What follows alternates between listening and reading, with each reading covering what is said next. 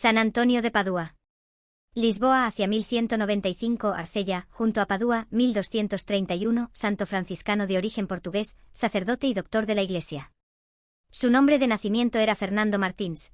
Era hijo primogénito de Martín de Alfonso, caballero portugués descendiente de nobles franceses, los Bullion, y de María Tabeira. Estudió en la escuela catedralicia, donde un tío suyo era maestrescuela. Más tarde, en torno a 1210, ingresó en el monasterio de canónigos regulares de San Agustín de San Vicente de Fora, cerca de Lisboa. Allí tuvo como maestros al propio prior Pedro y a un hombre de amplios conocimientos como Petrus Petri. Pero su familia y amigos no aceptaron su vocación y trataron de hacerle abandonar. Para evitar estas presiones renunció a la herencia familiar y se trasladó en 1212 al monasterio de Santa Cruz de Coimbra, importante centro de enseñanza religiosa que contaba con una gran biblioteca. En este otro lugar recibió la influencia de la Escuela Teológica de San Víctor París a través de profesores que habían estudiado allí. Tampoco en Coimbra encontró tranquilidad, pues el monasterio se vio afectado por el enfrentamiento entre el rey Alfonso II de Portugal y el Papa Inocencio III. Su propio prior, Juan, fue excomulgado por apoyar al monarca portugués.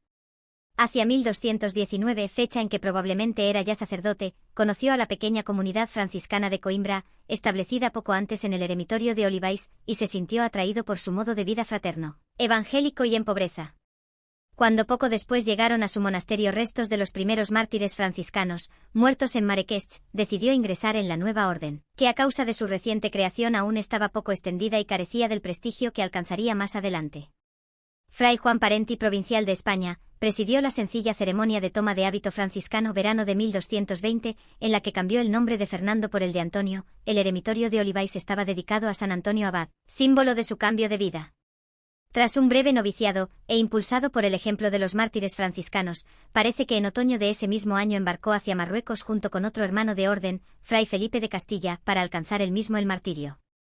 Sin embargo, al poco de desembarcar contrajo la malaria, enfermedad que le dejaría secuelas para toda la vida. Convaleciente todo el invierno, se vio obligado a abandonar el país.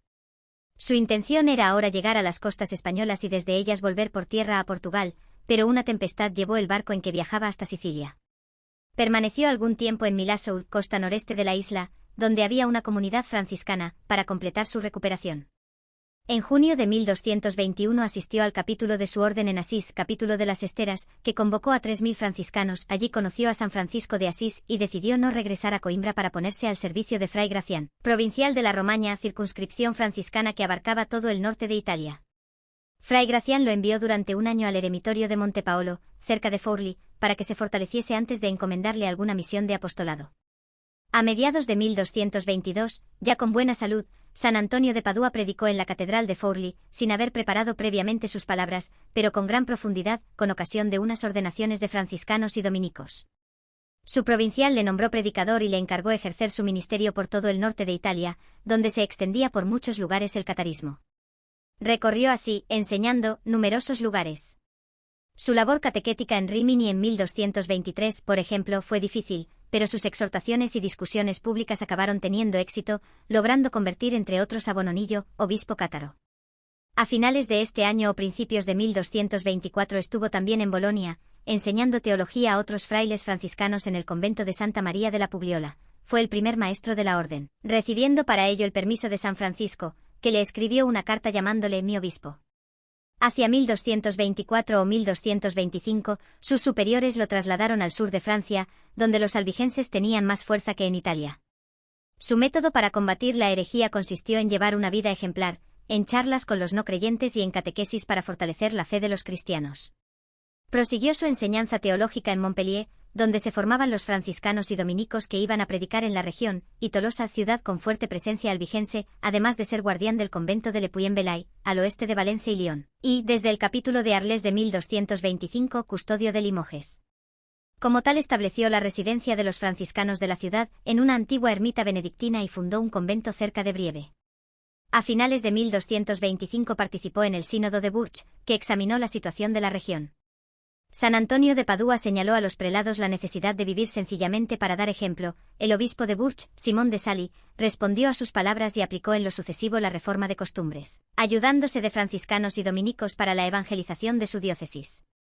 La muerte de San Francisco el 3 de octubre de 1226 le obligó a viajar a Asís, como custodio de Limoges, para asistir al capítulo general que debía elegir nuevo ministro general. Este tuvo lugar el 30 de mayo de 1227, siendo elegido Fray Juan Parenti.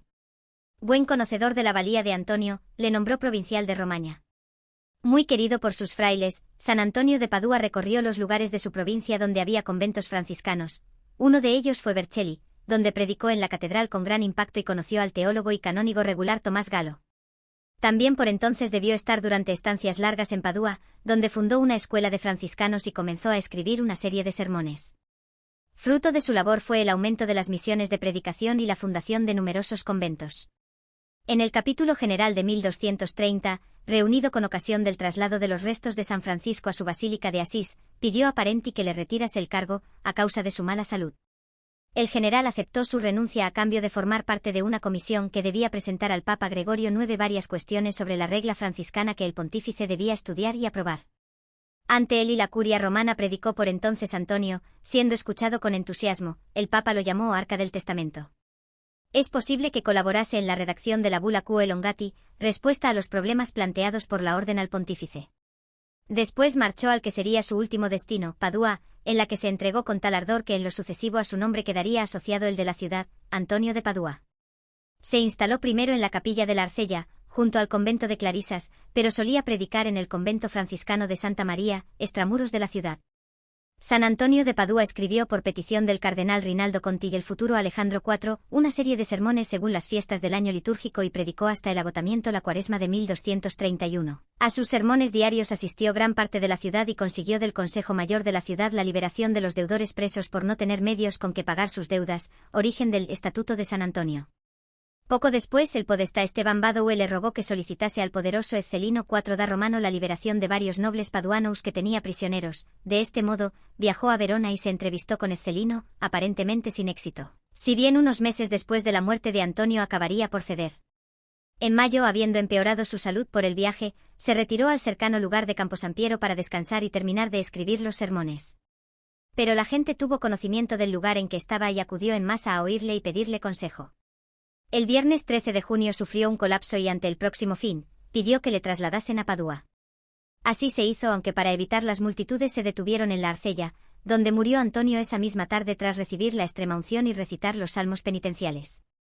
No tenía aún 40 años, y había ejercido su intensa predicación poco más de 10. Orador sagrado, fundador de hermandades y de cofradías, teólogo y hombre de gobierno, San Antonio de Padua dejó varios tratados de mística y de ascética. Todos sus sermones fueron publicados. Un año después de su muerte fue canonizado y su culto, muy popular, se generalizó a partir del siglo XV. Su representación más valiosa se debe a Goya, quien lo plasmó en los frescos de la ermita de San Antonio de la Florida. Fue proclamado doctor de la Iglesia en el año 1946 por el Papa Pío XII, su fiesta se celebra el 13 de junio.